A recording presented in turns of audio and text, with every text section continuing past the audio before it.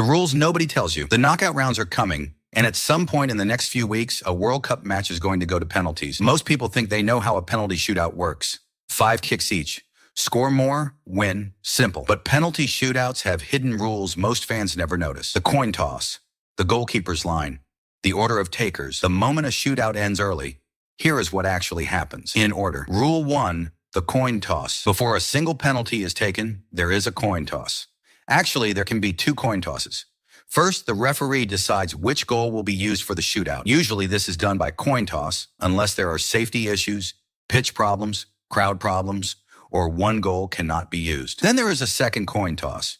The team that wins that second toss chooses whether they want to take the first penalty or the second penalty. That is the first hidden pressure point. Because for years, fans believed going first was a big advantage. Older studies suggested the team going first could win around 60% of shootouts. But newer research has challenged that idea. Some recent studies say the first kick advantage may be much smaller than people think.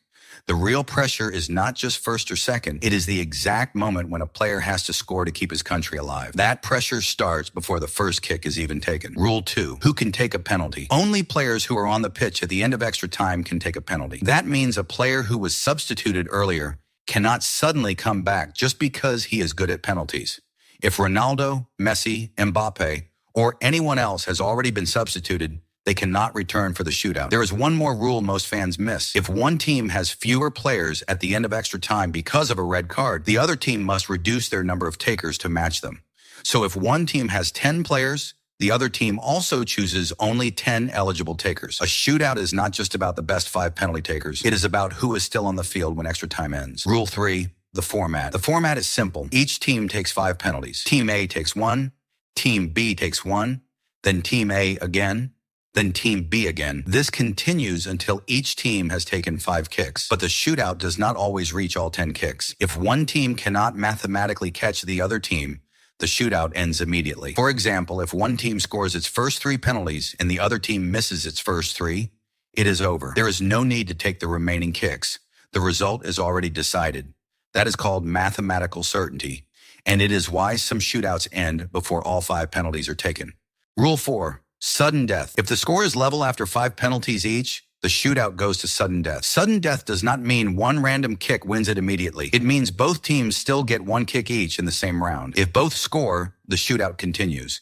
If both miss, the shootout continues. But if one team scores and the other team misses in the same round, the shootout is over. 1 kick each, 1 mistake, 1 country goes home. Rule 5, the goalkeeper rule. The goalkeeper must stay on the goal line until the ball is kicked. They can move side to side. They can jump. They can wave their arms. They can try to distract the taker. But at the exact moment the ball is kicked, the goalkeeper must have at least 1 foot on or behind the goal line. VAR can check this. If the goalkeeper comes off the line early and saves the penalty, the kick can be retaken. That means the save does not always count. Sometimes the goalkeeper wins the battle and VAR takes it away. Rule 6, the shooter rule. In a normal penalty during open play, a rebound can happen.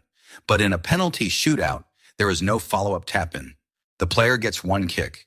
If the goalkeeper saves it and the ball comes back out, the taker cannot run in and score again. The kick is judged from that single attempt. Also, the shooter cannot touch the ball twice. If they slip and accidentally touch the ball with both feet, the rule depends on what happens. Under the updated IFAB clarification, if the kick is successful after an accidental double touch, it is retaken. If it is unsuccessful in a shootout, it is recorded as missed. That means 1 tiny slip can change everything. Rule 7, the run-up. The run-up is allowed to be creative. A player can take a long run-up.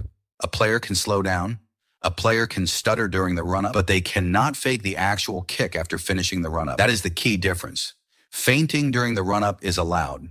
Feinting after the run-up is completed is not allowed. If a player does that, the referee can punish it with a yellow card, and the kick may be retaken depending on the outcome. So the most important part of a penalty is not just the shot, it is the timing. Rule 8, the order of takers. This is one rule many fans get wrong. Teams do not have to publicly announce their full penalty order before the shootout. The referee keeps a record of the kicks, but each team is responsible for choosing which eligible player takes each kick. But once a player has taken a penalty, they cannot take another one until every eligible teammate has taken one.